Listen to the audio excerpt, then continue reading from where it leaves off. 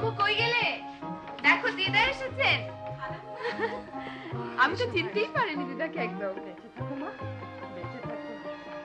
কতদিন পর আসে। কষ্ট হয়নি তো আমাকে? খুব আরামে এসেছি। আমি তো চিন্তায়। না, কোনো কষ্ট হয়নি। আহ, কতদিন পর যে তোমাদের দেখলাম। সেই রিনাকে দেখেছি তোমার কোলে 2 বছরের ঠিক, তখন দেশ ছেড়ে গিয়েছি। আর এখন সেই রিনারই একটা কোলে নেবার সময় এসেছে। দিদা খুব ভালো হবে না কিন্তু ঠিক আছে, ঠিক আছে, আর বলবো না। হ্যাঁ রে, তোর আব্বু কই? এই আব্বু কই?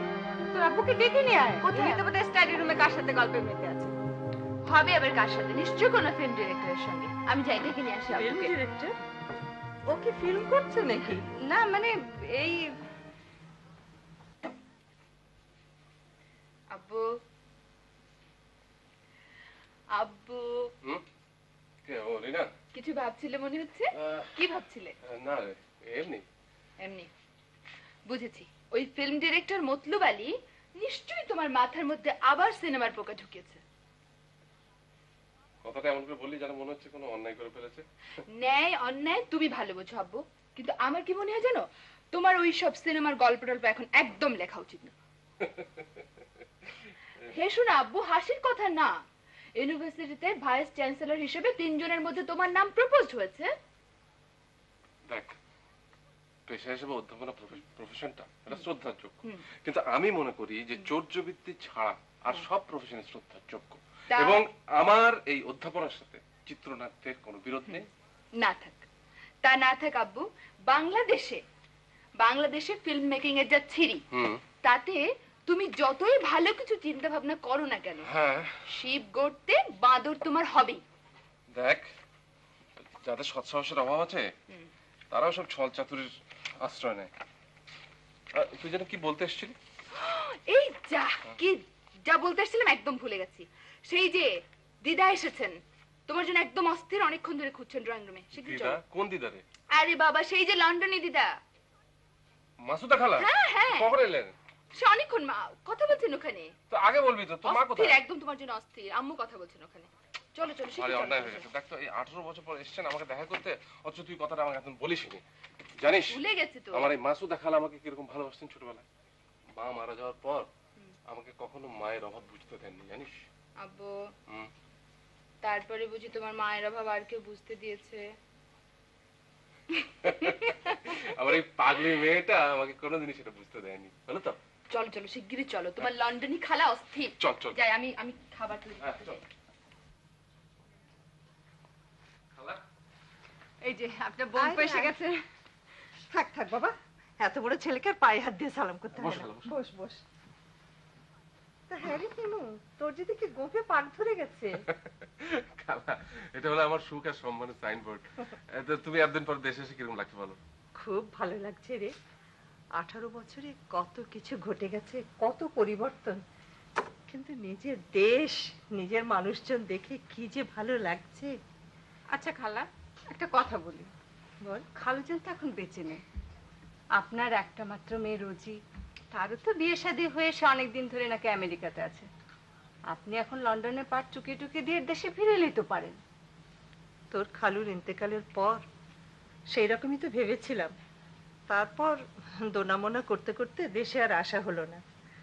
আমার ওই স্কুলের ছেলে মেয়েদের মায়া, বাড়িঘর, তাছাড়া তোর খালুর কবর, এসব রেখে আর দেশে আসতে মন চাইলো না।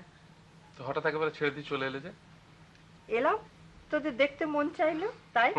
তাছাড়া এবার একজন সঙ্গী পেয়ে গেলাম। সঙ্গী? হ্যাঁ, ওই রাজীব। রাজীব? হ্যাঁ, তোদের ওই যে ইউনিভার্সিটি লেকচারার রাজীব। ও আচ্ছা আচ্ছা, ওই পাবলিক অ্যাডমিনিস্ট্রেশনের। হ্যাঁ। ওই 3 মাসের একটা ভিজিটিং ট্যুরে গিয়েছিল লন্ডনে। তো তোমার সাথে পরিচয় হলো কি করে?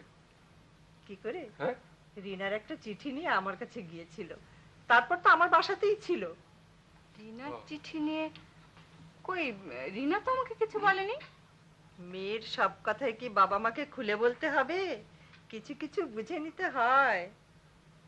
খালা, তোমাকে কিন্তু আমি যেতে দিচ্ছি না। এসে যখন পড়েছো আমার এখানে কদিন থাকতে হবে তোমাকে। না রে, তা হয় না। আমার নিজের কুল, শ্বশুর কুল সবার সঙ্গে যদি দেখা সাক্ষাৎ না করি তাহলে দুর্নামে আর কান পাতা যাবে না। হয়েছে হয়েছে, আপনার সব দুর্নাম আমরা মাথায় পেতে নেব, কিন্তু আপনি আপনার নাতনিকে তো চেনেন না, ও আপনাকে সহজে ছাড়লে তো। কই রে রিনা, আয় রিনা।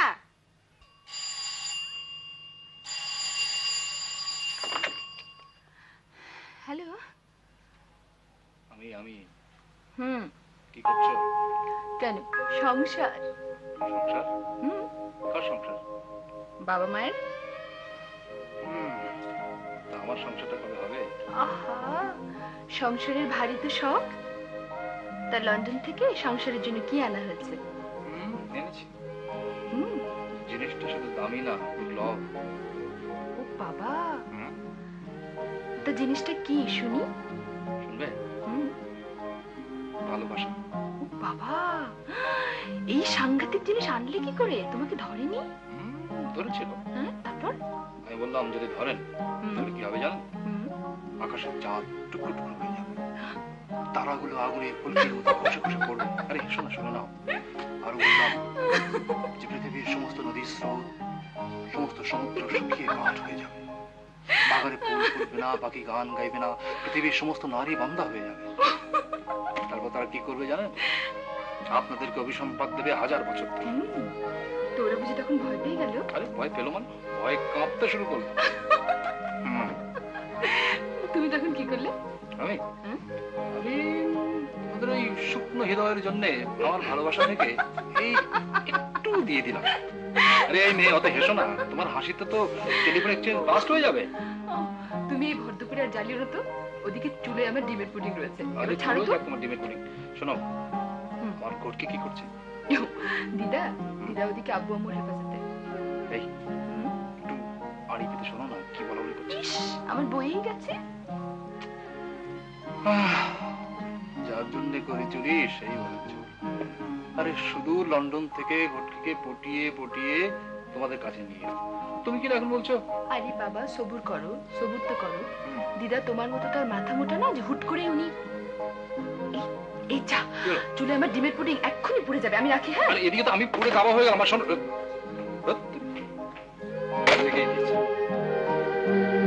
ওমা, তাই নাকি? ভাইস চ্যান্সেলর হিসেবে তোর নামও প্রপোজ হয়েছে? তাই খুশির খবরটা এতক্ষণে বললি? এতে খুশি হবার কিছু নেই খালাম্মা, দেশ থেকে লেখাপড়া পরীক্ষা সব শিখে উঠেছে, দিন রাত শুধু বোমাবাজি আর মারামারি। ভিসে একলা কি করবে? কোনো লাভ নেই। এটা লাভ ক্ষতির প্রশ্ন না খালা, আসলে কাউকে না কাউকে তো রিস্ক নিতেই হবে, মোকাবিলা তো করতে হবে নাকি? হয়েছে, তুমি সেরকম শক্ত মানুষ নাকি? ঢাল নেই, তলোয়ার নেই, নিধিরাম সর্দার। বাইরে থেকে যখন কেউ কলকাঠি নাড়বে তুমি একলা কি করবে? নইমা তুমি আমার কথাটা শোনো, মেয়েরা তাদের স্বামীদের চাইতে অনেক বেশি অ্যাম্বিশাস হয়। তাই যদি বললে বৌমা, এমন একটা সুযোগ। এটা সুযোগ না খালাম্মা, এটা ওর জন্য দুর্ভোগ। এসবের জন্য তো অন্য অনেকেই আছে। তার চেয়ে আমি বলি কি, ওর যে ওই হার্ভার্ডের ভিজিটিং প্রফেসরের অফারটা, ওটা ওর অ্যাকসেপ্ট করা উচিত। খালা, তোমার বৌমান ভাষণ তো শুনলে তুমি, আসলে ওর লোভ হচ্ছে বিদেশে যাওয়ার। আচ্ছা খালা, তুমি বলো তোমার কি পরামর্শ? না বাপু, আমি কোনো পক্ষেই নেই। তুই বরং তোর বাবাকে জিজ্ঞেস কর, তিনি কি বলেন দেখ। বাবার কথা বাদ দাও, বাবা এখন নিজের ফার্ম ছাড়া আর কিছু কথা শুনতে রাজি নয়। ওর শরীর এখন কেমন আছে রে? আব্বুর চেয়ে অনেক স্ট্রং। সাভারে গিয়ে একবার দেখে আসুন না, যা সুন্দর ক্ষেত খামার করেছে না। সারা দিন রাত দুহাতে কাদা মাটি মেখে এমন ভাবে কাজ করেন যেন মনে হয় একদম উনি খাস চাষি।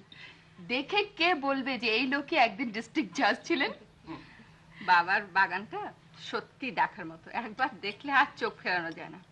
কত রকম যে তরি তরকারি গাছ আর ফল ফলালি, আর এক একটা গাছকে উনি এমন ভাবে যত্ন করেন মনে হয় যেন প্রত্যেকটা ওনার নিজের ছেলে। আর মজা কি জানো দিদা, উনি না এই গাছপালাগুলোর সাথে কথা বলেন, কাউকে আদর করেন, কাউকে শাসন করেন, দেখে আমি হাসতে হাসতে বাঁচি না।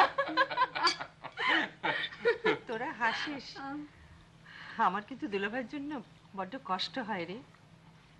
অসময়ে বড় বাবু চলে গেলেন, তারপর থেকে মানুষটা তো একলাই থেকে গেল। একলা হতে যাবেন কেন? আমরা তো সবাই রয়েছি। ওনাকে আমরা কত বলেছি, কত হাতে পায়ে ধরেছি, কিন্তু ওই ওনার এক কথা, রিটায়ার্ড লাইফে উনি কারো উপর বার্ডেন হবেন না। যা জেদি মানুষ। পুরুষ মানুষের জেদ থাকা ভালো, বুঝলে খারাপ। My papa is great, I love him and I love him very much.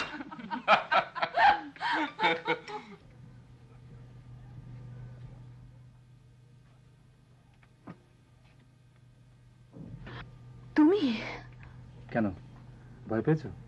বই সরাতে গিয়ে আচমকা একটা মানুষের মুখ দেখলে কেমন লাগে বলো তো? আচ্ছা,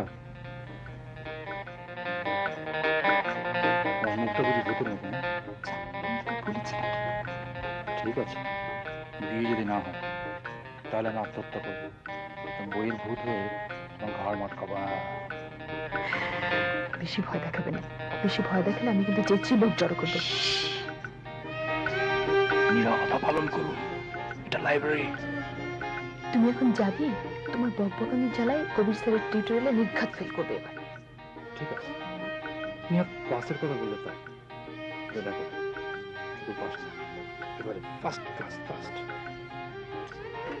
আমার পাশে দাঁড়াতে হবে তো। যাও যাও, ভারী আমার বিদ্যা নিশ্চয়। আমার আব্বুর মতো বিদ্যা আছে ঘটে। পাউলিনেরও না তো, যাও কেটে পড়ো। ঠিক আছে, আমার একটা ক্লাস রয়েছে, এটা ছেড়ে দিলাম, বুঝলে? শোনো, বিকেলে দিদার সাথে দেখা করতে তোমাদের বাসা যাবো। ঠিক ঠিক?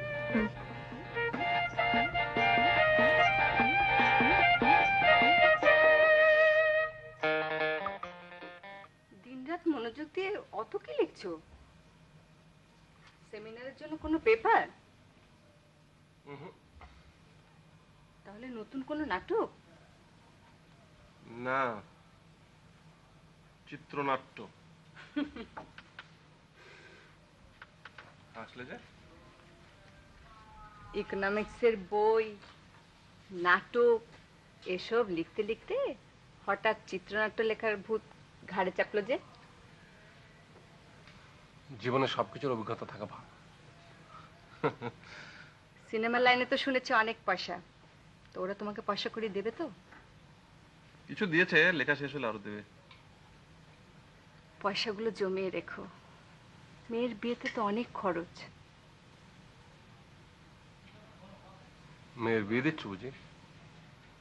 রাজীব আজ বিকেলে খালামের সাথে দেখা করতে এসেছিল। দেখলাম। তুমি কোত্থেকে দেখলে? জানালায় দাঁড়িয়ে ভাগানের রিনার সাথে কথা বলছিল। রাজীব ছেলেটা বেশ, খালাম্মারও তো দেখলাম বেশ পছন্দ ওকে। আর তোমার? দেখো, আমি ওর মা, ওর মন আমি খুব বুঝতে পারি। লেখাপড়ায়, আচার ব্যবহারে রাজীবকে আমার বেশ লাগে। তোমার কি মনে হয়? দেখো, রিনা সুখী হোক সেটা আমিও চাই, কিন্তু আমাকে একটু ভেবে দেখতে দাও। মেয়েকে সুখী দেখতে চাইলে এর মধ্যে ভাবির কি আছে? আচ্ছা, অনেক কিছু ভাববার আছে। আমি জানি রাজীবকে দেখে তুমি মুগ্ধ, রিনাও মুগ্ধ, এবং আমি স্বীকার করি যে রাজীব মুগ্ধ হওয়ার মতো একটা ছেলে। রাজীব যদি কোনো মোহন বৃক্ষ হয়, তাহলে আমার মনে হয় সে বৃক্ষের শেকড়কে আমি চিনি। কি বলতে চাইছো তুমি? সবকিছু জানার পর তুমি যদি রাজি হও, তোমার মেয়ে যদি রাজি হয়, তাহলে জেনে রাখো আমারও পুরো মত থাকবে। রাজু, রাজু। হ্যাঁ, কি বাবা? আমি বাজারে যাচ্ছি, আজ কি আনবো, মাছ না গোস্ত? আচ্ছা বাবা, তুমি আমাকে বলো তো, তুমি রোজ রোজ কেন এত কষ্ট করে বাজারে যাও? আবু মিয়া তো রয়েছে। আহা, আবু মিয়া বাজার থেকে কি পচা ধসা আনবে না, তার কি কোনো ঠিক আছে? পতাকা জানবে। বাজান, তুই তো গুঁড়ো মাছ খেতে ভালোবাসিস, তোর জন্য গুঁড়ো মাছ আর মুরগি নিয়ে আসি। ঠিক আছে, আমার গরু মাছ মুরগি আমি নিয়ে আসবো, তুমি টাকা দাও। দাও। আহা, তুই বস তো, তুই কেন? আমি যাবো, তুমি দাও না টাকা দাও। তুই বস না, তুই বস না। কেন? আচ্ছা, আমি বাজারে গেলে কি হয় ক দেখি, আমার তো একটা সময় কাটাতে হবে। হ্যাঁ, আমি বাসায় বসে বসে কি করবো ক? তুই বস। আবার কি রাইলো দেখি। কেমন আছো রশিদ আলী? আসসালামু আলাইকুম। ওয়ালাইকুম। আপনি ভাইজান আসেন আসেন আসেন আসেন। রাজু ডাক্তার আছেন, দেখ দেখ দেখ। আসেন ভাইজান আসেন আসেন। আপনি এই সময়? আরে তুমি তো আমাদের ঘরের ছেলে, তোমার বাসায় আসবো তার জন্য সময় অসময়ের কোনো দরকার আছে? না তা নয়, মানে কোনোদিন তো আসেননি আগে, তাই। আরে ওইসব ফুজুর কথা বাদ দিয়ে দিই ভাইজান, আপনি বসেন বসেন। এদিক দিয়ে যাচ্ছিলাম, ভাবলাম দেখাটা একটু করে যাই, এত কাছাকাছি থাকি অথচ দেখা সাক্ষাৎ তো হয় না। আপনি আপন মনে করে আসেন ভাইজান, আমি খুব খুশি হয়েছি। বসেন ভাইজান। তোমাদের ঘরটা তো খুব সুন্দর, হ্যাঁ সাজিয়েছো বেশ সুন্দর করে, কোনো ফার্নিচারের বাহুল্য নেই। গরিবের তুমি ঘরে একজন যখন ভাগ্যবান পিতা। গরিবের ঘরে যখন আয়েছেন ভাইজান, একটু চা নাস্তা খান। হ্যাঁ না, না, ওই না। আবু আবু রশিদ আলী। ভাইজান জানে চা নাস্তা নিয়ে আয় দেখি। রশিদ আলী, এখন নাস্তা টাস্তার দরকার নেই, আমি এসেছি তোমার সাথে একটু দুদণ্ড কথাবার্তা বলবো বলে। হ্যাঁ, রাজীব বোধহয় খুব অবাক হয়ে যাচ্ছে যে তোমার বাবার সাথে আমি এভাবে কথা বলছি। আসলে আমাদের পরিচয় কিন্তু অনেক দিনের, তাই না রশিদ আলী? জি তা তো বটে, আমি তো আপনাকে রাতের মধ্যেই মানুষ ভাইজান। আমার বাবা কিন্তু তোমাকে খুব পছন্দ করতেন। তুমি জানো কোন সালে আমাদের বাড়িতে ছিলে? অত সন্তানিক তখন মনে নেই তো, ওই সেবার আপনার আব্বাজানের সঙ্গে যখন আপনাদের বাড়িতে এলাম, আসি শুনলাম আপনি নাকি আইএ পাস দিয়েছেন, ফার্স্ট হয়েছেন, সেই উপলক্ষে করে বাড়িতে খুব বসসভা কানা জানা হলো। ঠিক বলেছো, ঠিক বলেছো। তখন থেকে কিন্তু আমি তোমার রান্নার একজন ভক্ত। জানো রাজীব, তোমার এই বাবার হাতের সাংঘাতিক গুণ, যেমন সুন্দর রান্না করতে পারে তেমনি সুন্দর ফুল ফোটাতে পারতো বাগানে। হ্যাঁ, আমি তো তখন থেকে তোমার ওই রান্না এবং ফুল দুটোই ভুলতে পারি না। আর সেই জন্য আমি করেছিলাম কি জানো, আমাদের হলের হেড কুকের চাকরিটা দিয়েছিলাম তোমার বাবাকে, কিন্তু তোমার বাবা আমার সাথে পছন্দ করলেন। উনি বললেন যে না, আমি বাগানের ফুল ফোটাতে বেশি ভালোবাসি, ওটাই আমার বেশি শখ। তাই না রশিদ আলী? ভাইজান আমি সবসময় এই একটা কথা চিন্তা করে দেখেছি, কথা হলো গিয়ে আমার মতে রান্না বান্না হইলো পেটের জন্য, আর ওই ফুল হলো মনের জন্য। তুমি একেবারে ঠিক কথা বলেছো, এবং সেই জন্যই তোমার অনুনয়টা রক্ষা করার জন্য আমি তোমাকে ওই মালিক চাকরিটা দিয়েছিলাম, তাই না রশিদ আলী? আপনার দয়া না হলে। আরে না না, দয়া টয়া কিছু নাই। আসলে আমি তোমাকে সাংঘাতিক ভালোবাসতাম, তোমার রান্না আমার ভালো লাগতো, তোমার বাগানে ফুল ফোটানো ভালো লাগতো, সেই থেকে তোমাকে আমি ভালোবাসতাম। আসলে তোমাকে নিয়ে কিন্তু আমার সাংঘাতিক গল্প। তুমি শুধু বাগানে ফুল ফুটিয়ে ক্ষান্ত হওনি, তোমার নিজের ছেলে রাজীবকে তুমি ফুলের মতো করে ফুটিয়েছিল।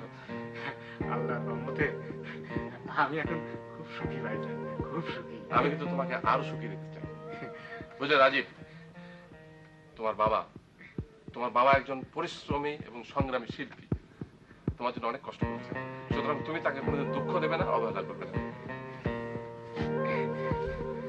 আমার একটা সেমিনার আছে, আমার সময় হয়ে গেছে, আমি আজকে চলে যাবেন ভাইজান? একটু কিছুই তো অনুপিটু। আরে না না, আবার একদিন হবে, তুমি তো মাঝে মাঝে দেখা সাক্ষাৎ দেখো। কেমন? আসবেন, আপনি আসবেন না? হ্যাঁ নিশ্চয়ই আসবেন। আসবেন ভাই, তুমি এসো। রাজীব আসি।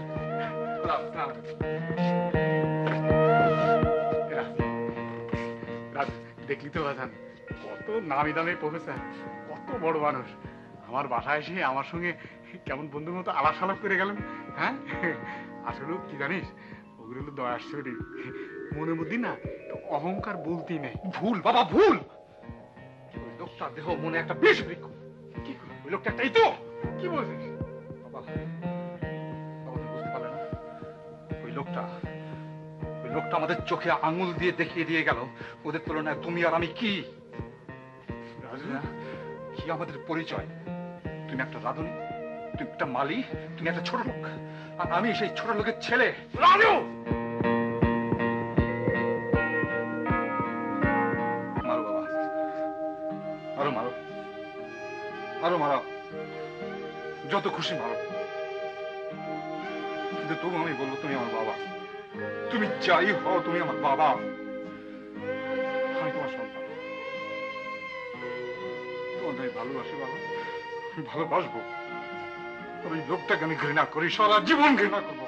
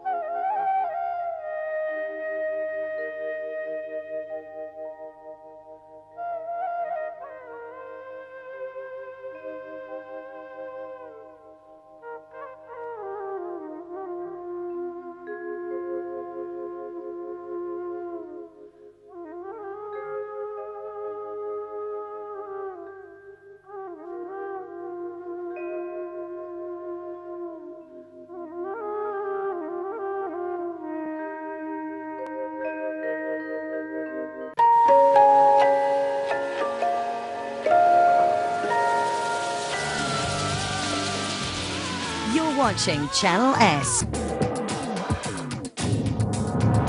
You are watching Channel S.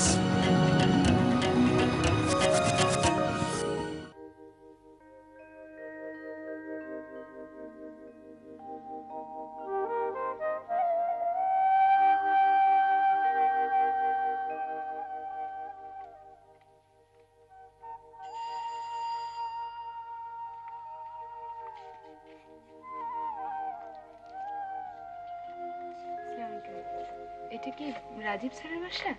জি। আপনি? আমি ওর ছাত্রী। উনি কি আছেন?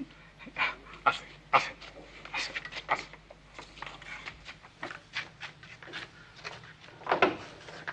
আপনি এনে বসেন, আমি ওরে ডেকে দিচ্ছি। হ্যাঁ, বসেন বসেন। রাজু, রাজু, এদিকে আয়, ওই দেখ তোর সঙ্গে কে দেখা করতে এসেছেন।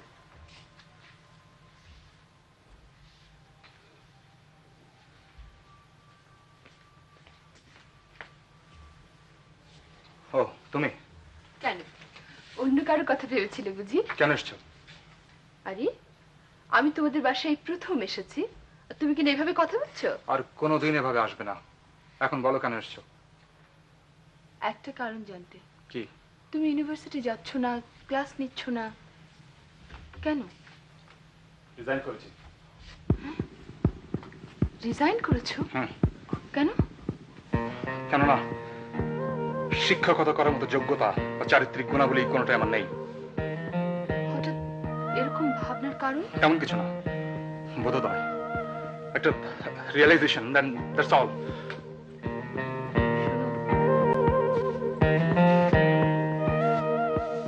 তুমি কি আমার কাছ থেকে নিজেকে লুকোতে চাইছো রাজীব? না, আমি আমার সৎ উচ্চাকাঙ্ক্ষার কাছ থেকে মুক্তি চাইছি। কেন কেন? রিনা, কোনো প্রশ্ন করো না, তুমি যাও প্লিজ। আমার প্রশ্নের জবাব না নিয়ে আমি যাব না। আচ্ছা ঠিক আছে। বাবা, বাবা, বাবা এদিকে একটু আসবে। বাবা, এ হচ্ছে রিনা, হুমায়ুন স্যারের মেয়ে। ওকে আমি ভালোবাসতাম, আমি বিয়ে করতে চেয়েছিলাম। রিনা, ইনি হচ্ছেন আমার বাবা রশিদ আলী।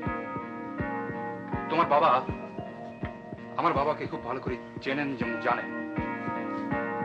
সেদিন তোমার বাবা আমাদের বাসায় এসেছিলেন, অনেক গল্প গুজব করে গেছে।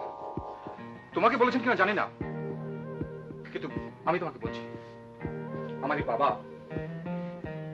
তোমাদের বাসায় এককালে কাজের লোক ছিল, ফলের বাগানের মালি ছিল। হ্যাঁ হ্যাঁ, তুমি আমার কাছ থেকে শুনে নাও। তুমি হুমায়ুন স্যারের মেয়ে, কত উঁচু তোমাদের বংশ। তোমার বাবা একটা মস্ত বড় প্রফেসর। তুমি কি পারবে, তুমি পারবে আমার এই বাবাকে, তোমাদের বাসার কাজের লোককে, ফলের মালিককে বাবা বলে ডাকতে? বলো পারবে? পারবে কিনা তোমার বাবাকে জিজ্ঞেস করে নিও। Now please leave us in peace. এসো বাবা। রাজু,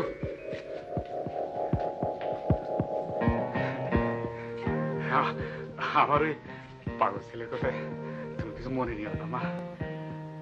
বুঝবই তো, ওই বুকের মধ্যে এখন চৈত মাসে সর্বনাশের আগুন থাথাও করে জ্বলতেছে। কেন জানো? শুধু আমার জন্যে। মা গো, আমি ওর বাপ, অথচ এই পরিচয়ে ওর জীবন ও সুখ সবকিছু বরবাদ হয়ে যাবে। আমি আমি বাপ হয়ে কেমন করে সহ্য করবো প্রতিবার? আমার যদি উপায় থাকতো, আমি এই মুখ বলতে পারো মা, আমি আমার এই মুখ কোন লোক, কোন পাতালে, কোন অন্ধকার বলতে পারো, বলতে পারো।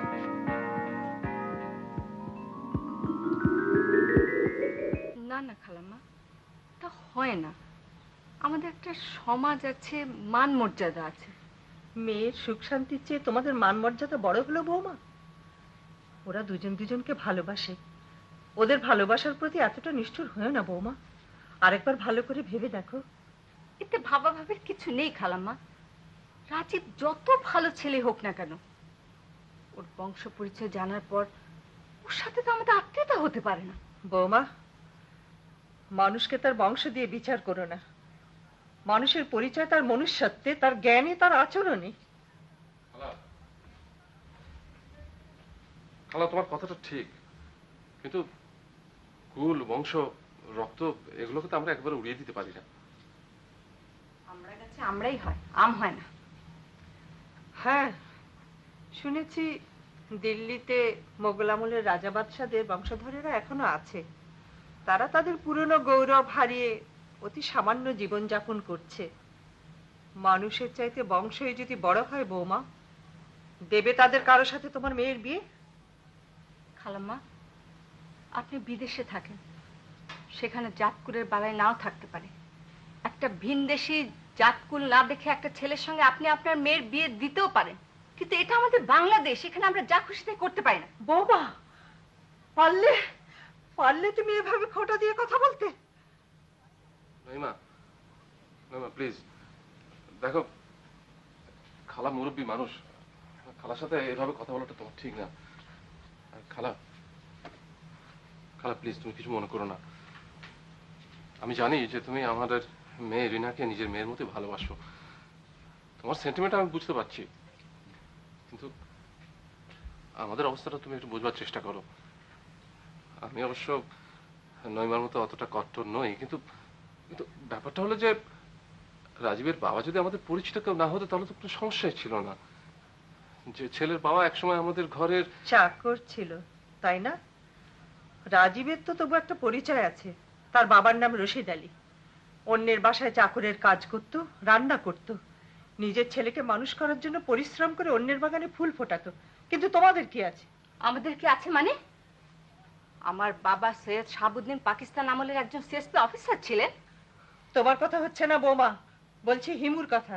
কে সে, কি তার পরিচয়? কি বলছো খালা? হেয়ালি করে কথা বলবেন না, হেয়ালি করে কথা বলে আমি একদম পছন্দ করি না। আপনার বোনপু কি আপনার অজানা? আমার শ্বশুর জাহাঙ্গীর খান চৌধুরী এখনো বর্তমান। জাহাঙ্গীর খান হিমুর বাবা নন। হ্যাঁ, জাহাঙ্গীর খান হিমুর বাবা নন, আর জমিলা বুবু হিমুর মা নন। ও খালা, খালা, আপনি আপনি আমার একটা কথার উপর এভাবে প্রতিশোধ নিলেন। আমি আমি দুঃখিত বৌমা, তোমরা জাতকুলের অভিমানে এত অন্ধ হয়ে গেছো যে হঠাৎ অপ্রিয় সত্য কথাটা মুখ থেকে বেরিয়ে গেল।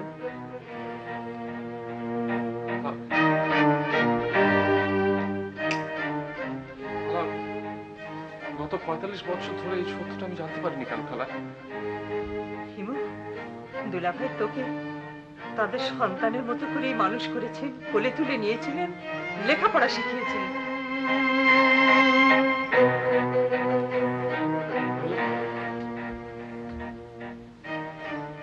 কে আমার বাবা, কে আমার মা? আমি জানি না। খালা, খালা তুমি দয়া করো, সত্যি বলো কে আমার বাবা, কে আমার মা? প্রশ্নের জবাব দিতে পারতেন জমিলা বাবু।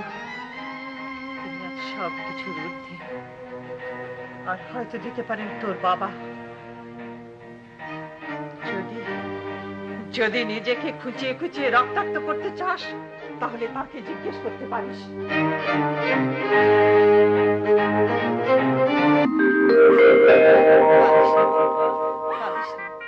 এমন করে কাঁদিস নে, এত তাড়াতাড়ি হতাশ হওয়ার কি আছে?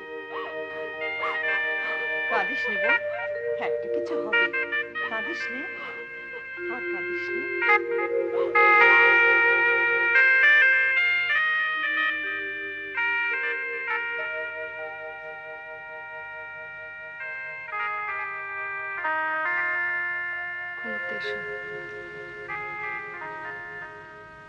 আমাকে একটু একা থাকতে দাও। অত চিন্তা করে না তো, চলো ঘুমাবে। আর ঘুম আসছে না যে। যে কেন এমন করে কথাটা বললেন? আমার মনে হয় আমার উপর রাগ করে কথাটা বলেছেন খালাম্মা। না না, খালাকে আমি খুব ভালো করে জানি। মিথ্যা কথা বলার মানুষ খালা নন।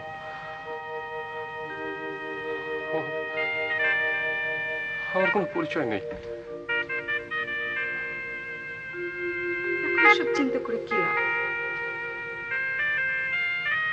আমার পরিচয় আমাকে জানতে হবে। না,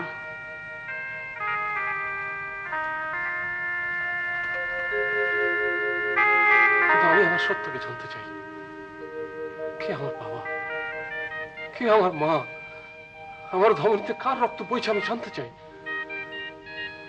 কিন্তু সে সত্যের চেহারা যদি নিষ্ঠুর হয়, কুৎসিত হয়, তারপর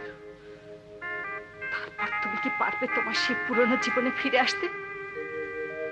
সবাই হাসবে, ঘৃণা করবে, ঘৃণার জীবনটা নষ্ট হয়ে যাবে। তোমার মান সম্মান, তিল তিল করে গড়ে তোলা তোমার এই ক্যারিয়ার, তোমার নিপুণ হাতে গড়া তোমার সুঠাম জীবন, সব সব ধ্বংস হয়ে যাবে। কি লাভ বলো সে সত্যকে জেনে, যা আমাদের সবকিছু ধ্বংস করে দেবে? কি দাম আছে সে সত্যের, যা শুধু বহিরামবে আমাদের জন্য কুৎসার অপমান? চুপ করো, তুমি চুপ করো নহিমা। যে আগুন জ্বলছে তাকে তুমি জ্বলতে দাও, পুড়ে পুড়ে শেষ হয়ে যেতে দাও।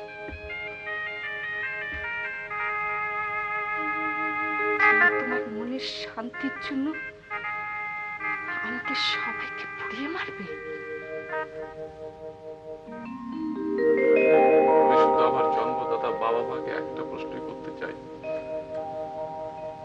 তোমরা কেন আমাকে তোমাদের কাছে রাখতে চাওনি? আর যদি রাখতেই পারোনি, তবে কেন আমাকে তোমরা জন্ম দিয়েছিলে? কেন আমার জন্মের মুহূর্তে আমার মুখে লবণ দিয়ে দাওনি?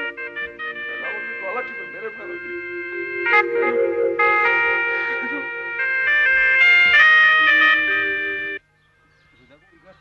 মরে যাওয়া হচ্ছে, দেখো তো কি। ঠিক আছে, হ্যাঁ ঠিক আছে, ঠিক আছে। আচ্ছা, আর ভারী হয়ে গেছে। হ্যাঁ, ভারী হয়ে গেছে, ভারী হয়ে গেছে না? জি, সেটা হবেই। আচ্ছা বাবা। কে? ও তুমি কখন এলে? এই তো একটু আগে। নইমা, রিনা ওরা এসেছে? না, আমি একাই এসেছি। এ সময় হঠাৎ একা? তোমাকে দেখতে। আমাকে দেখতে? তা কেমন দেখছো? ভালো আছি। আর তোমার এই সবজি বাগানের ছেলে মেয়েরা? দে আর ফাইন, দেখছো না? দে আর হেলদি, কেমন হাসি খুশি তাদের চেহারা। হ্যাঁ, এই যে লোক লিটু ডাউন। ওদের দেখে আমার হিংসা হচ্ছে বাবা। কেন? তোমার আদরের সাথে সাথে বেদ খেয়ে লেখাপড়া শিখে আমাদের মানুষ হতে হয়েছে, কিন্তু ওদের বেলায় তা হয়নি বাবা।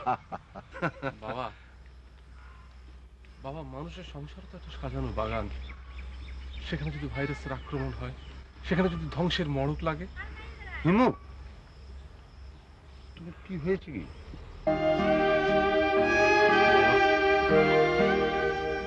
আমার জীবনের সমস্ত বিশ্বাস, সমস্ত সত্যের ভিত নড়ে উঠেছে। আমি এতদিন পরে জানতে পারলাম যে আমি তোমার সাজানো বাগানের একটা পরগাছা। আমার কোনো শিকড় নাই। মায়ুন, আমি তোমার সন্তান নই, এই সত্যটা কেন তুমি এতদিন গোপন করেছো বাবা? Who told you? Masuda Kalam. বাবা, আমি আমার পরিচয় জানতে চাই। আমার সন্তান হবার পরিচয় কি তুমি খুশি নাও? সত্যটা না জানা পর্যন্ত আমি কিছুতেই শান্তি পাবো না বাবা। সে সত্য যদি তোমাকে ধ্বংস করে? আমি আমার ভাগ্যকে মেনে নিতে রাজি আছি বাবা।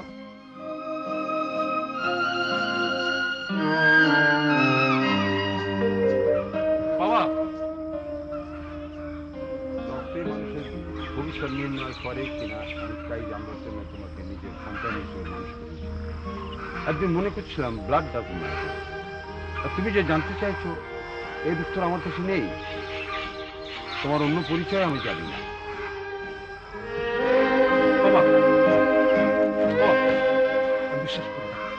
তোমার কথাই প্রমাণ করছে তুমি আমার কাছে কিছু লুকোবার চেষ্টা করছো। তোমার মা নিজে থেকে আমাকে কিছু বলেনি, আমিও তাকে কিছু জিজ্ঞাসা করিনি তোমার জন্ম ইতিহাস।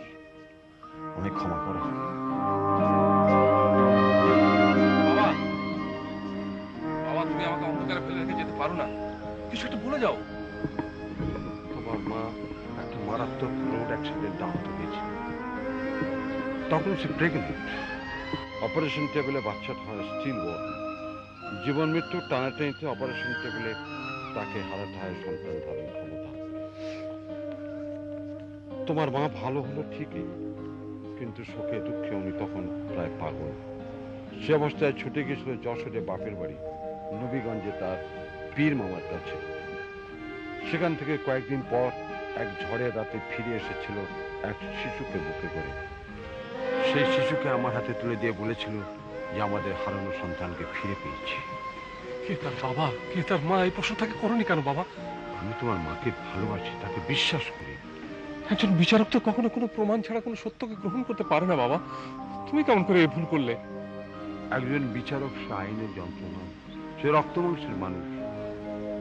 তাই স্বামী হয়ে, পিতা হয়ে হৃদয় বৃত্তির আবেগ নিয়ে থেকে আঁকড়ে ধরেছিল, কোনো মিথ্যে কেন। বাবা বলে যাও আমি এখন কি করবো? জানতে চাও? Search your own root.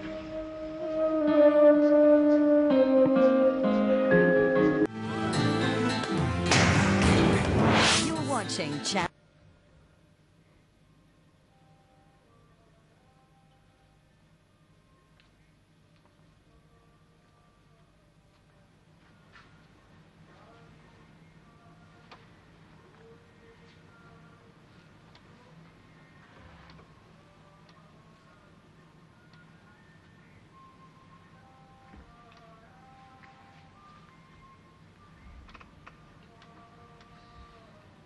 তারপর অধ্যাপক সাহেব, আপনার কি খেদমত করতে পারি আমি? আপনি কি এখানে বেড়াতে এসেছেন? হুজুর, নবীগঞ্জে আমার মায়ের বাড়ি। তাই? তা আপনার মায়ের পরিচয়? সৈয়দা জামিলা বেগম, জ্ঞাতি সূত্রে তিনি আপনার ভাগ্নি ছিলেন। জামিলা বেগম, হ্যাঁ, কিন্তু তিনি তো বহুত আগে ইন্তেকাল করেছেন। দুনিয়াতে বড়ই দুঃখিনী ছিলেন তিনি। আমি তাকে স্নেহ করতাম। আপনার আব্বা কেমন আছেন? জি, তিনি সুস্থ আছেন। আহ, বড় নেকবান মানুষ। তাকে আমার জন্য দোয়া করতে বলবেন।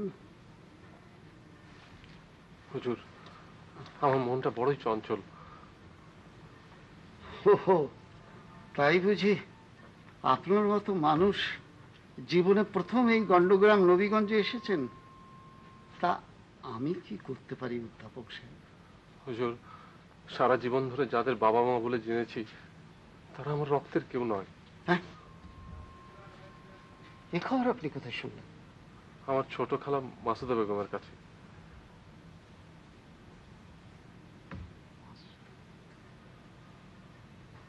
অধ্যাপক সাহেব,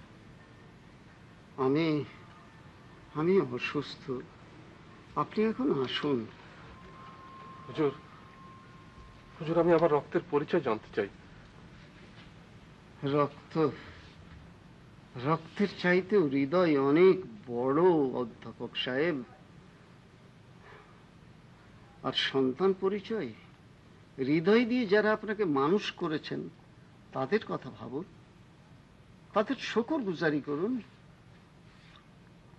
যারা আমার আসল মা বাবা তাদের কাছে আমার কিছু প্রশ্ন আছে, তাদের কাছে আমার খুঁজে বের করতেই হবে হুজুর। আল্লাহ আলেমুল গায়েব, তিনি সব জানেন, সব বোঝেন। তাঁর সাহায্য চান। আমার মা এই নবীগঞ্জ গ্রাম থেকে আমাকে নিয়ে গিয়েছিলেন। আপনার তো সে কথাটা অজানা থাকার কথা নয় হুজুর।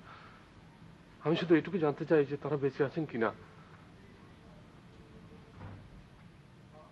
জমিলা বেটিকে আমি জবান দিয়েছিলাম, 45 বছর আগের ঘটনা মনে করে আমি আমার জবান খেলাফ করতে চাই না। আপনি চারিদিকে খোঁজ খবর করে দেখুন, আল্লাহর মর্জি হলে তিনি নিশ্চয়ই আপনাকে সাহায্য করবেন।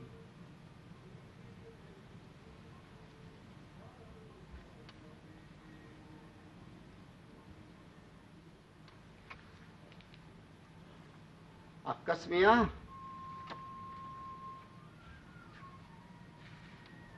হুজুর, এই অধ্যাপক সাহেব নবীগঞ্জে যতদিন থাকবেন তার খাওয়া থাকার যেন ভালো ইন্তজাম হয়।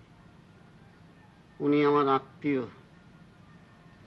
খেয়াল রেখো যেন কোনো তকলিফ না হয়। জি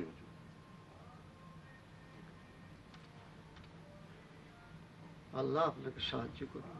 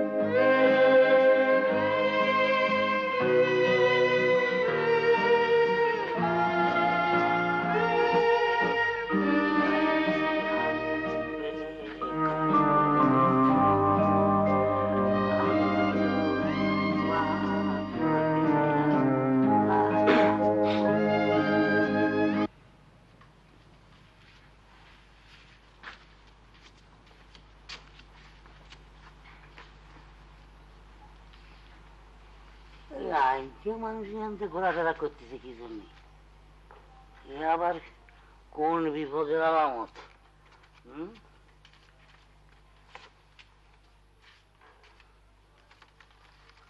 ওই ভালোবাসি বেটা, কি চাই? কি চাই? আমি হাঁটতে হাঁটতে এদিকে চলে এসেছি, একটু পানি খাবো। পানি খাবা? দেখে শুনে তো ভদ্রলোকই মনে হচ্ছে। আমার ভাঙ্গা গ্লাসে পানি খাতে পারবা? হ্যাঁ, আবার হ্যাঁ কি ঘৃণা করবি না তো? জি না। সবুজ কারো খারাপ যাই কি করতে পারি।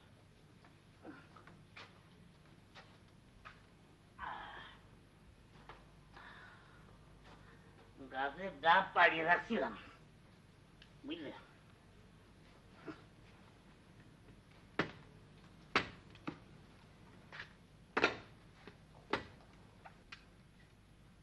আপনি শুধু শুধু কষ্ট করলেন, আমি এমনি পানি খেতে চেয়েছিলাম। কেন? এটা পানি না? তোমার কপাল ভালো, খাও। ভাঙ্গা গ্লাসে দিলাম না, এই আল্লাহর দেওয়া গ্লাসে খাও।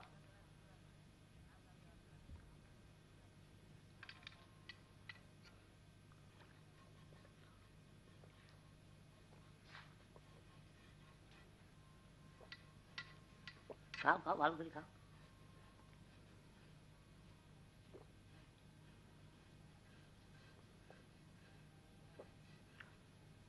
তুমি দেই হও বাপু, পানি দিয়েছা মিটে থাকলি, এবার কেটে পড়ো, বুঝলে? আমার খেতে কাম আছে। কিন্তু আপনার সাথে তো পরিচয় হলো না। গ্রামের মানুষের বুঝ করো, বুঝলে? পরিচয় জানতে পারি, তাহলে আর এদিকে পা বাড়াবার সাহস পাবো।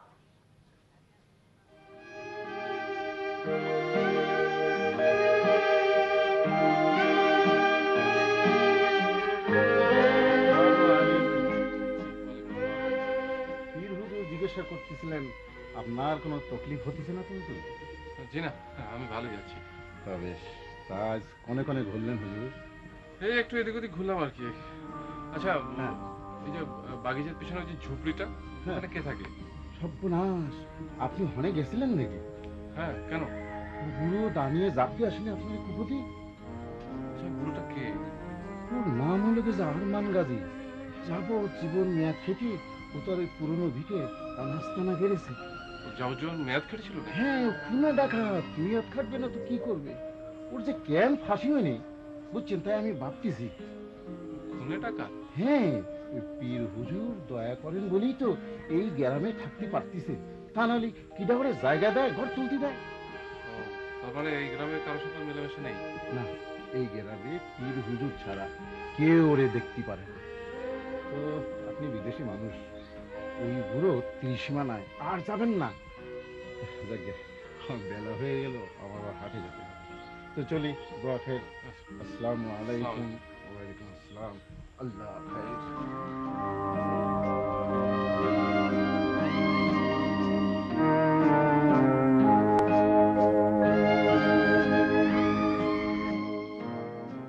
আমি যে সেই অন্ধকারে পড়ে রইলাম হুজুর, এই লক্ষ হাজার পরিচয়হীন মানুষের মাঝে কষ্ট, যন্ত্রণা, ধ্বংসের স্মৃতি খুঁজে বেড়ানো যে কি কঠিন হুজুর। সবার করেন, আল্লাহ সবরকারীদের সাহায্য করেন। হুজুর, আমাকে দয়া করুন হুজুর, দয়া।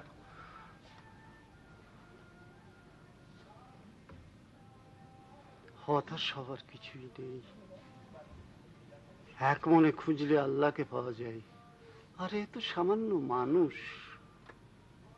এই গ্রামের কত বুড়ো মানুষের ভেতর এমন কেউ আছেন যিনি নিঃস্ব, নিঃসম্বল, দুঃখ যন্ত্রণা ছাড়া যার কোনো বিশেষত্ব নেই। হ্যাঁ,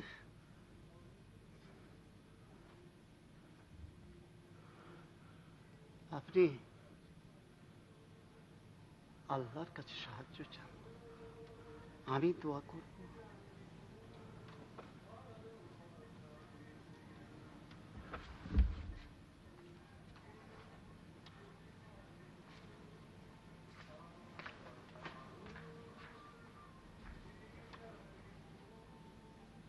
ইয়া রহমতুল্লাহ, ইয়া আল্লাহ, তুমি সবার মঙ্গল করো আল্লাহ।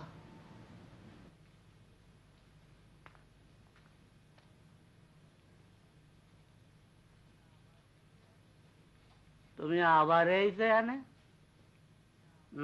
জি, আমি এসেছি। কি জন্যে? আপনি তো বলেছিলেন যে আপনার নাম পরিচয় জানার পর আপনার ত্রিসীমানায় আসতে আমি সাহস করবো না। তাই সাহস দেখাতে আইছো? না, তা ঠিক নয়। আর তাছাড়া আপনার কথাটাও তো ঠিক নয়।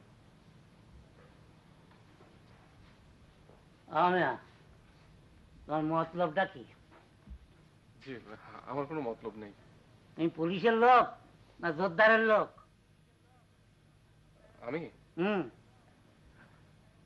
আমি পীরের লোক। হ্যাঁ, মানে আমাকে পীর হুজুরের মুরিদ তুমি?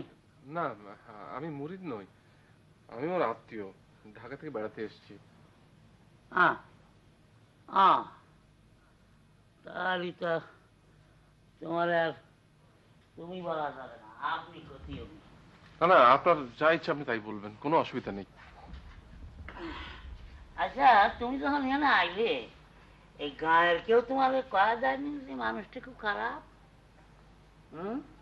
যে যাই বলুক না কেন, পীর সাহেব যখন আপনাকে ভালোবেসেছেন, আশ্রয় দিয়েছেন, আপনি নিশ্চয়ই মানুষটা খারাপ নন।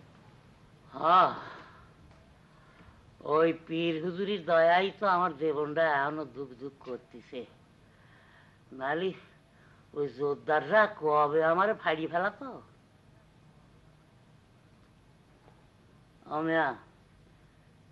আমি সমাজের সঙ্গে চলি উঠি বসি না, আমি কারো ধার ধারি না, তো আক্কা করি না। সাহসে ভর করে যখন একবার এইছো, টুলটা টাইম দিয়ে বসো। ঠিক আছে, আপনি ব্যস্ত হবেন না। দেখি আমি তোমার একটু খাতির ক্লাস করতে পারি কিনা, গরিব মানুষ।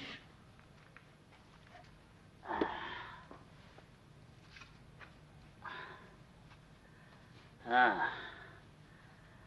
গাছের শসা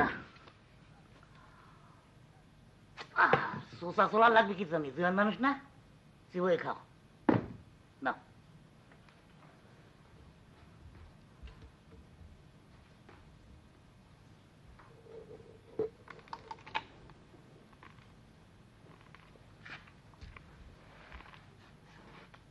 আচ্ছা, আপনি আপনি এখানে একাই থাকেন, আর কেউ নেই? মানে আপনার বউ, ছেলে, মেয়ে, নাতি, নাতনি? না না না, তিরিকুলি আমার কেউ নেই, কেউ নেই। আচ্ছা, আমি এই নবীগঞ্জে যে কদিন আছি, আমি যদি প্রত্যেকদিন এসে আপনার সঙ্গে গল্প সল্প করি, আপনি কি রাগ করবেন? কি লাভ?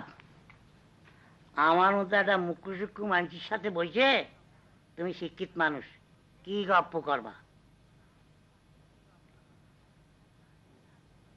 মন যদি চায় তাহলে আসতে পারো, কিন্তু আজকে যাও, আজকে আমার শরীরটাও ভালো না, মনটাও খারাপ। আচ্ছা, ঠিক আছে।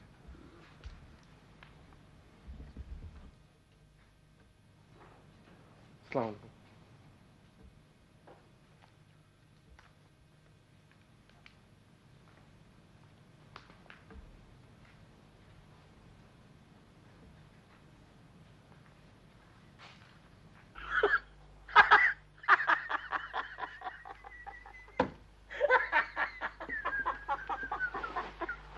ভালোবাসা, ভালোবাসা, যে ভালোবাসার মধ্যে দোজখের আগুন নেই, আছে শুধু বেহেশতের আলো, যে আলোয় চাঁদ ওঠে, ফুল ফোটে, বৃষ্টি হয়, বাতাস বয়।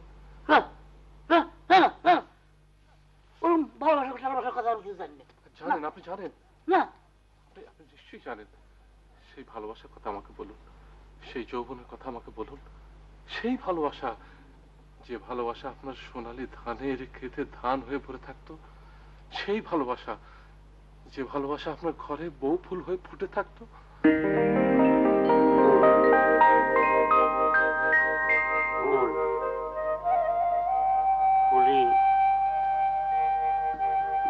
বউ? আপনার বউর নাম বুঝি ফুলি? কতকাল কতকাল সে নাম আমি মনে করতে পারিনি।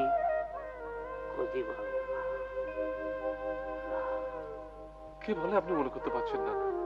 এই তো আপনি মনে করতে পারছেন, চেষ্টা করলে পারবেন। পারবেন। আপনি বলুন, আপনার যৌবনের কথা, আপনার ভালোবাসার কথা আমাকে বলুন, বলুন। কোথায় কোথায় সেই খাদের কথা যখন তুলিস, তাহলে তোমার কথার জবাব আমি দেব। জৈবন কাজ, গতর খাইতে চাষবাস করে খাই, ঘরে মনের মতো সুন্দরী বউ ফুলিয়াই, তোমার মতো না, তোমার সাথে ভালো রঙ, আর আমার সঙ্গে আমার রঙ টাকা পয়সা হলে কি হয়, ধ্যান পড়ে গেছে। আর সুখীর দিন তো তত্তরায় তুলে যায়। ফুলি দেখতে না দেখতে পোয়াতি আলো, তখন বোধ করি 8 মাসের। 8 মাস। হ্যাঁ না, মানে একটু আরেকটা করতে, মানে তুমি তো বলবা না, ওই জমি জমা নিয়ে জোরদারকে সাথে আমাকে, মানে চাষাবাসের চিরকে এলে বিবাদ, বুঝলে? ওই আমাকে সামনাসামনি আমাকে সঙ্গে না পাইয়ে উঠতে পারলে কি করে জানো, ওই মিথ্যে মামলা জুড়ে যায়, পুলিশ হয়ে যায়, মানে রাত্রি এসে ধান কেটে নিয়ে যায়। এই আমি যে বছরের কথা করছি, সে বছর আল্লাহ থেকে দান হয়েছিল সেই রকম, বুঝলে? এইরকম মোটা মোটা ধানের বাইল গোছায় যখন পাক ধরতে শুরু করেছে, মাঠের মায়ায় আমি আর ঘরে থাকতে পারলাম না। কেন ও শালার লেটেলরা, ওই জোরদারের লেটেলরা এসে যদি রাত্রিবেলা ধান চুরি করে নিয়ে যায়, তা আমি কি করবো? আল্লাহর উপর ভরসা করে পুলিশে একলা করে রেখে আমি ওই ধান পাহাড়া দিছি গেলাম। হ্যাঁ হ্যাঁ, তাই তো, তাই গেলাম। তারপর তারপরে একদিন রাত্রির বেলা হঠাৎ ওই পুলিশ শরীরটা খারাপ ঠেকতে লাগলো, তা আমি আর সেদিন ধান পাহাড়া দিতে গেলাম না। রাত্রির মানে মোরগ বাগদা রক্তে ফুলির ব্যথা উঠলো। আমি তো তখন বেদিসে কি করি, কোথায় যাই, কারো জিজ্ঞেস করি, সেই ছুটতে লাগলাম। আমার গ্রামে সেই বুড়ো দাঁড়িয়ে, ওখানে তো যাওয়ার রাস্তা আবার আমি আমার জমির পাশ দিয়ে। তো আমার জমির পাশ দিয়ে যাওয়ার সময় মনে হলো আমার ধান গাছের বাইলগুলো মানে কুকায় কুকায় কাঁদতে উঠতেছে, বুঝলি না? মানে আমি যদি আসল ব্যাপার হয়েছে কি, ওই শালার ওই জোরদারের লেটাররা এসে কাশি দিয়ে কোথায় কোথায় আমার ধান কেটে নিয়ে যাচ্ছে। আমার রক্তের মধ্যে সেই বোধের জানতে একটা দুজকের ঘোড়া আছে। সেই দুজকের ঘোড়াটা ডাকতে উঠলো। আমি আসমান জমিন খাইয়ে বাস পড়ার মতো আওয়াজ করিয়া তাকে নিয়ে বাচ্চাকে চাপায় পড়লাম।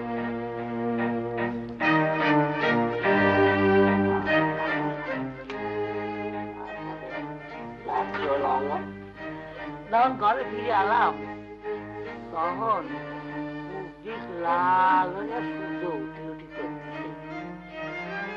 আমার শরীর বড় রক্ত, দুই হাতে রক্ত, মুড়ি রক্ত, দই রক্ত, ওদের মধ্যে পাড়া দিয়া দেরি কি মাটি রক্তে ভেসে যাচ্ছে।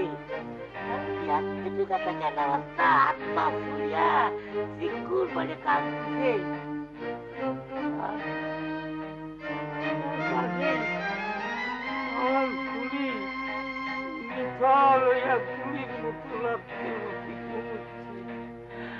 আর মনে হলো আমার নেই মা, নেই কিছু নেই। আমি বুক পাইটা কাঁদতে চালাম।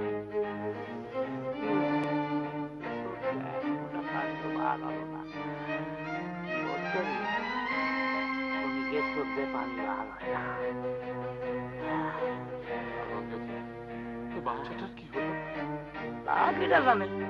আমার কি তখন হুঁশ ছিল? আমি কি করব? আমার তখন কি অবস্থা?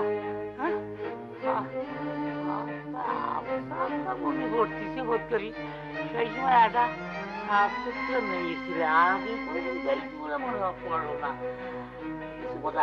কল কি যে কল তা আমার মনে নেই। খালি দেখলাম ওই বাচ্চাটার নাড়িটা খুব যত্নের সাথে চাইছে।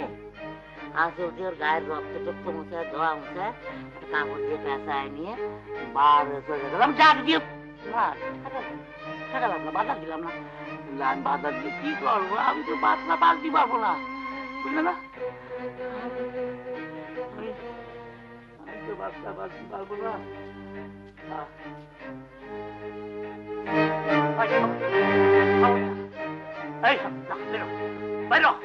এই বাড়ির দিকে আর কিছুদিন পা দিস, দাও তুই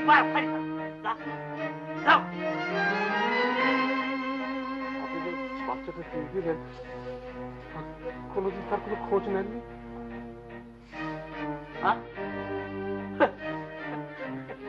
আমি তার কাউকে খোঁজ নেব? আমার জীবনের 12 আনাই কাটলো জেলখানার মধ্যে। আমার বলবে কাউকে খোঁজ নেব? বাচ্চা আছে ঠিক আছে, আমি কি করবো? আমি কিছু করবো আর কথা না।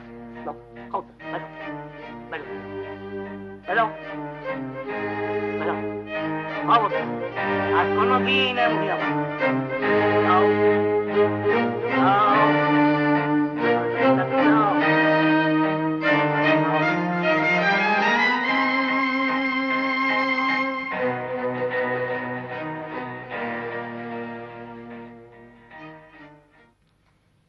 যে শেকড় আমি খুঁজে বেড়াচ্ছি, এই কি সেই শেকড়? বৃদ্ধ আরমান গাজী তাহলে আমার জন্মদাতা, আমার পিতা। তার স্বীকারোক্তিতে তো আমার জন্ম, আমার ইতিহাস, আমার পরিচয়। তাহলে কেন আমি তাকে বাবা বলে ডাকলাম না? কেন তাকে জড়িয়ে ধরলাম না? আমি তো তাকে দিতে পারি শান্তির আশ্রয়, তার বুকের জ্বালা মেটাতে পারি, কিন্তু আমার পরিচয় আমার জানা হয়ে গেছে। কিন্তু এই পরিচয় আমি কি করব? আরমান গাজী, আমি তোমাকে অরণ্য থেকে শেকড় শুদ্ধ উপড়ে নিয়ে আবার রোপণ করব আমার নগর গৃহে, আমার সাজানো বাগানে। কিন্তু তাতে কি তুমি শান্তি পাবে? নইমা, রিনা, ওরা শান্তি পাবে নাকি? এই ভালো যে আমি আমার পরিচয় জানলাম, আমার যন্ত্রণায় শুধু আমি একাই পুড়লাম।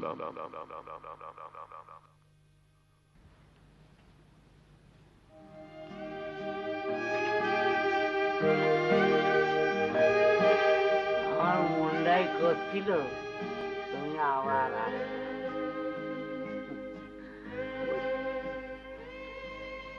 এই খানিক আগে ওই গাছের তো তালের রস পাড়িয়ে আনলাম, দিই?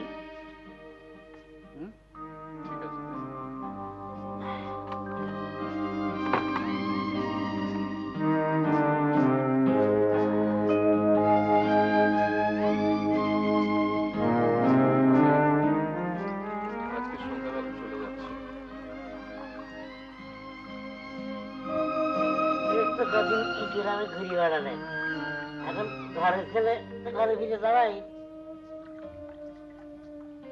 আপনি আমার সাথে যাবেন? আমি যাবো মানে আমার বাড়িতে। সেখানে আপনি থাকবেন, খাবেন, ঘুমোবেন, বেড়াবেন। আল্লাহ তোমার হাত দ্বারা করুক, যদি গায়ে আমার কোনো অসুবিধা নেই, আমার ঠিক হয়ে যাচ্ছে। কিন্তু আপনি তো এখানে একা, নিঃসঙ্গ। আমি একা কি জন্য? আমার সঙ্গে আল্লাহ আছে না? এই যে এতকাল জেলখানায় কাটায় এলাম, আমার সঙ্গে কিটা ছিল? এই আল্লাহ না? শোনো, জীবনে যাদের কিছু নেই তার কোনো অভাবও নেই। নাও রসটা খাও, নাও নাও নাও নাও। আরে প্রথম দিন দেখেই তো আমি বুঝতে পেরেছিলাম তোমার দেখে। কি হলো? এই যে রসটা পড়ে গেল। কি বুঝতে পেরেছিলেন? আরে তোমার সঙ্গে আমার অনেক মিল আছে, বুঝলে? তুমি আমার মতো একটা খেপা মানুষ, তা একটা উপকার তুমি আমার করেছো। এই যে গত কদিন ধরে আমার এনে আসা যাওয়া করলে না, আমি মনটার মধ্যে বড় শান্তি পেলাম। মনটার মধ্যে আমি খুব সুস্বাস্থ্য পাচ্ছি, বুঝলি? মানুষের কাছে দুঃখের কথা ক্ষতি পারলি না মন খুলে, তাহলে মনটা শান্তি পাওয়া যায়। আমিও খুব শান্তি পেতাম আপনি যদি আমার সাথে ঢাকায় যেতেন। কি পাগলাম কথা! আরে এই যে আমার 14 পুরুষের পিঠে মাটি, হ্যাঁ, এইখানে আমার বাপ দাদার কবর, আমার বুড়ির কবর। এই মাটি কামড় দিয়ে কত বছর ধরে পড়ে পড়ে দিন গুনতেছি, তাদের সঙ্গে দেখা করবার। সন্তান সে যদি বেঁচে থাকে, জীবনে যদি প্রতিষ্ঠা পেয়ে থাকে,